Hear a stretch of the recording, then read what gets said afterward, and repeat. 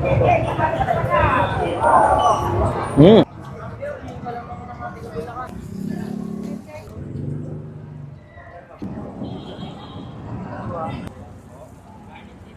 Another food trip day na naman tayo. Hotdog sandwich na may overloaded na cheese, hindi tinipid na sangkap at talaga naman napakasarap. Gumagamit ng premium at branded na hotdog at talaga naman magsasawa ka sa cheese. At hindi lang yun, artista pa mismo ang gagawa niyan sa'yo. At dito nga lang yan kay Kuya John Lloyd na batang hotdog ng Quiapo. At talaga naman dinudumog siya ng tao. Inipilaan at talagang pinagpepesta. Kasi nga naman nagbebenta lang siya ng buy one take one na hotdog sandwich. So yun nga mga boss, so nandito nga tayo ngayon sa may Quiapo para puntahan yung isang nagtitinda dito guys ng overloaded na hotdog sandwich na all branded yung ginagamit. Guys, dito lang yung Quiapo.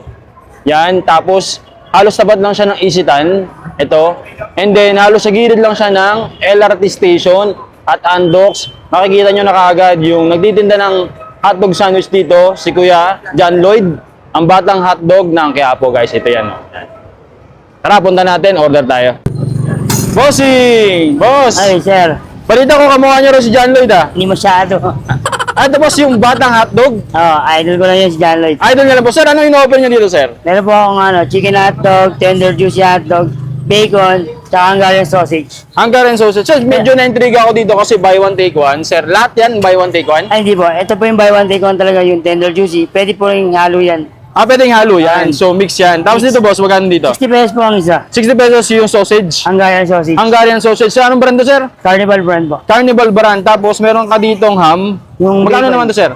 40 pesos po bacon sandwich. Pero at 20 pag nilagay niyo po sa mga hotdog. At 20 pesos lang. Apo. Okay, sir. Sir, anong oras kayo nag-open dito, sir? Usually 10 o'clock ng umaga nag-open ako eh. Hanggang anong oras ba yun? Hanggang 9. Hanggang 9 p.m. Hanggang sa may Okay. tao pa, ayun. Oo, hanggang maubos din yung produkto Okay, nyo. sigurado ako. Oh, sir, anong lugar nga to, sir? Anong address? Carriedo Street, in front of Carriedo, Isitang Carriedo. Okay. Punta lang po kayo dito sa harap ng Isitang Carriedo, bumili na kayo ng hotdog o tsaka Hungarian. Thank you. Thank you, boss. Sino nga mga boss, buy one take one for 70 pesos lang. Tapos, ano yan ha, tender juice yung gamit nila dyan, oh, tsaka chicken hotdog. And meron din sila dito buy one take one na 50 pesos. Tapos, pwede ka din dito magbayad using your GCash. So, walang problema. Kung wala kang cash, pwede kang magbayad ng digital wallet, guys. Sakto nga ang punta namin sa may Quiapo. Kasi nga napafood trip pa tayo kay John Lloyd. Medyo palabiro nga din to si Kuya John Lloyd, no? Medyo humble. Hindi naman siya talaga kamukha ni John Lloyd. Mas malakas pa nga ang dating ni Kuya eh. Medyo lamang nga lang siya na 1 ligo at 2 tulog. Pero in fairness, may laban yung kanyang hotdog sandwich. Hindi tinipid sa lasa, hindi tinipid sa ingredients, at talaga nga naman punong-puno din ang pagmamahal ng paggawa. Kaya guys, huwag natin patagalin pa. Tara, kain na tayo! So yun ang mga idol. So nandito tayo ngayon sa may Quiapo. At dinayo nga natin itong nag-overload na hotdog. For 70 pesos guys, buy one take one na to guys.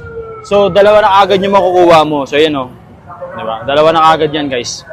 Tapos yung mga ginagamit nila dito mga sangkap, guys, lahat premium kasi automatic yung cheese nila dito, Magnolia cheese.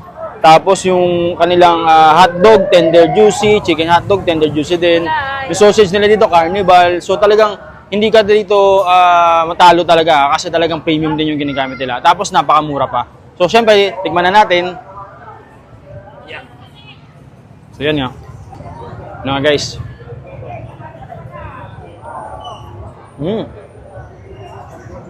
Sarap ah.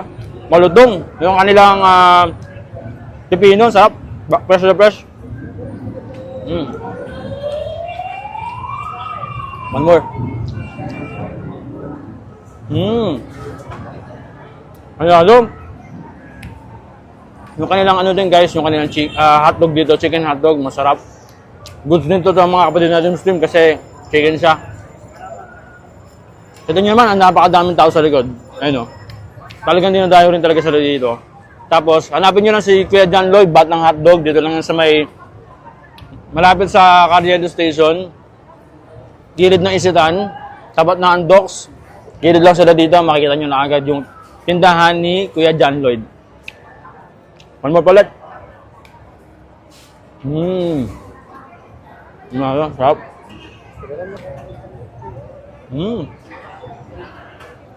Panalo, ang sarap. Kaya kung magpadayo kayo dito guys sa may Quiapo, pwede nyo puntahan si Kuya John Lloyd. Ang batang hotdog ng Quiapo. Ito, nakita nyo agad.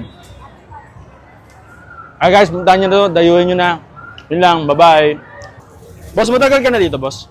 Dito sa pagtitinda, matagal na rin ako dito, mga siguro 20 plus may kita ako nagtitinda. Anong may advice mo dun sa mga gustong magnegosyo na hindi makapag-start pero nangangarap magnegosyo? Hindi ko masabi eh. Gusto nila magtitinda. Mag-start lang sila sa maliit. Sa maliit kasi ako nag-umpisa eh. Hanggang ngayon, maliit na rin. Ganun lang. Tapos ipagal lang nila araw-araw. Para mas maging sila sa mga tao rin, yung mga customer maging smile lang. Kung kahit naiinis ka, smile ka lang. Yun ang ko eh. Hindi ako suplado. Ayun yung mga sikreto, sir, no? Sa akin, hindi ako suplado talaga eh. Okay. Yung kahit may itulo ko, smile lang ako. Ayun, ayos. Tama, sir. Thank you, sir, ah. Okay.